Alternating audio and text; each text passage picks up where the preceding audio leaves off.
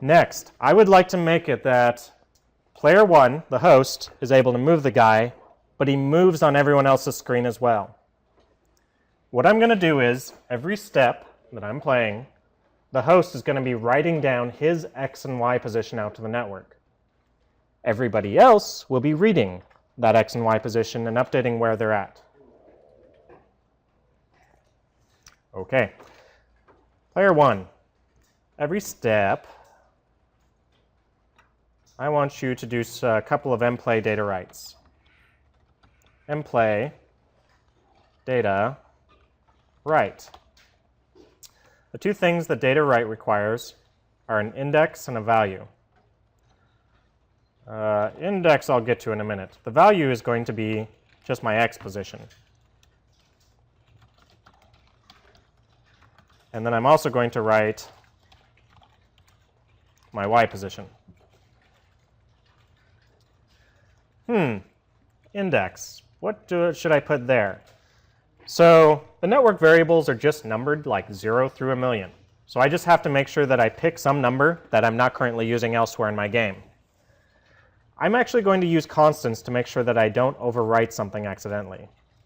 So what I'm going to do is I'm going to define a constant, p1x, and it's going to be number 2. p1y, and it's going to be number 3. And I'm just going to keep making a list of things that I need to write out to the network and just increase the value by 1 each time so I don't mess them up. So this guy's going to be p1x and p1y. Now, I could have picked different numbers, so I could have said those were 10 and 100 or something else. As long as I'm not writing over each other, it doesn't matter what you number them. I'm doing it sequentially so that I can constantly just, whenever I need more network variables, I just add more to this list and just add 1 each time. Okay, so he's constantly writing to slot 2 what his X value is, and constantly writing the next slot what his Y value is, slot 3. All right, player 1 clone. What I need you to do is every step, your X is mplay data read p1x. So he's going to assign his X value to be whatever's written out there in that slot on the network. His Y value is going to be whatever is written in the Y value slot out there.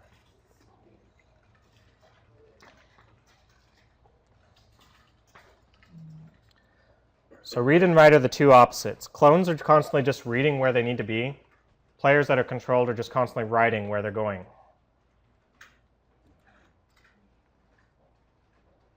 I'm going to save this as Bomberman demo 1.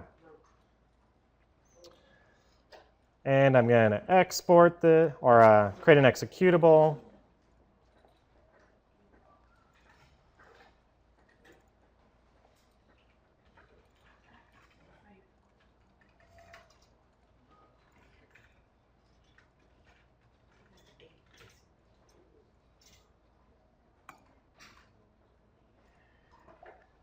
There's the start one.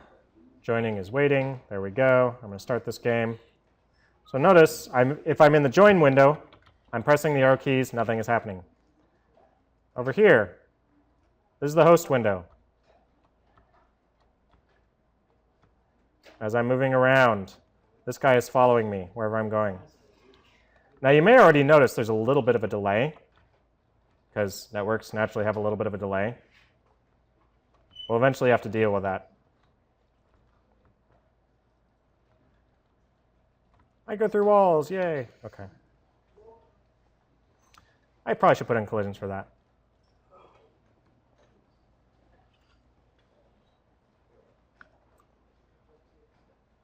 All right.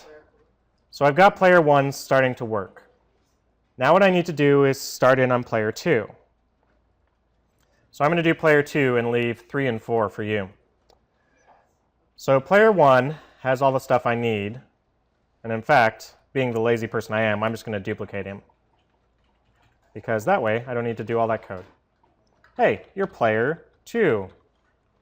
Now this is kind of like copy and paste. As many of you know, copy and paste, while seeming wonderful, can be a very dangerous thing if you forget to change everything you need to.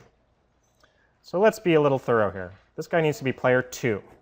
All this looks fine. In the step event, he needs new variables here for which ones he's writing to on the network. So I'm going to define 2 new constants for player 2. Player 2's x is going to be, for my game, 4. Player 2's y is going to be a 5. So when this guy is writing his x and y position, he's going to be writing to those 2 network variables, player 2x and player 2y. His left, right, up, and down code should be fine. I'm not actually doing anything with network variables or a particular player, so that should be all right. I'm going to duplicate player 1's clone and make this player 2's clone. He's going to use player 2's sprite, and I should change which position he's using, or else both player 1 and player 2 are going to go in exactly the same spot, and that would suck.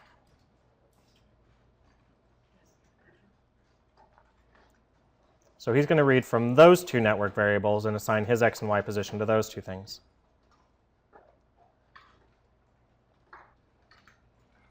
All right. Now, player 2 is not going to exist until I put him into the game. So I need to change the setup script from game setup. All right, if player 0 is in, I need to create player 2. Let's see, where do I need to create player 2? I'm going to place him over here. 57632 in my game.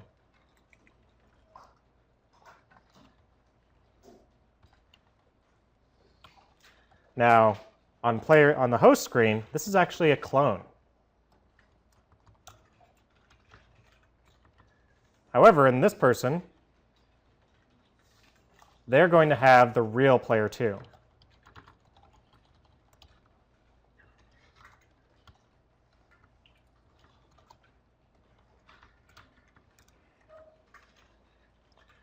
Instance, I should spell correctly. There we go.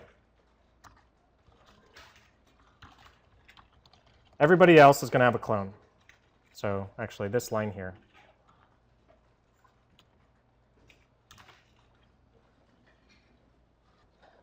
Something I might eventually want to do is check to see how many players are currently in the game. So player 3 and player 4, if I start a game session and 3 and 4 haven't joined yet, at the moment what would happen is players 3 and 4 would warp to the upper left of the game because those network variables by default are set at zeros and they would jump to 0, 0. Eventually I might want to go into game setup and make sure that if there are only 2 players, just don't create players 3 and 4 clones. And likewise with if there's 3 players, don't create 4's clone. I'll get to that later. All right, I'm sure this will work.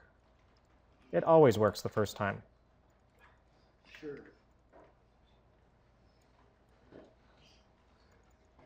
Run.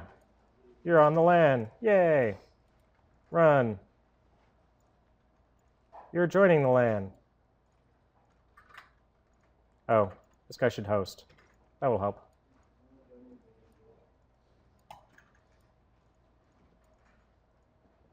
In a moment, it'll be like, what? I can't find that session.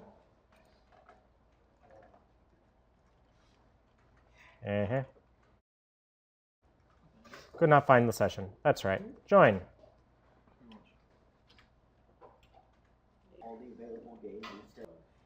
Start. OK. So I'm just going to go left and right. This bottom window is the host. Left and right keys. So I'm moving this guy. Let's try this one here.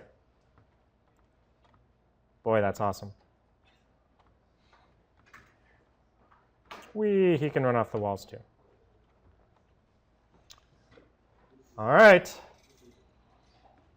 I think that's it for today. See if you can figure out how players 3 and 4 work.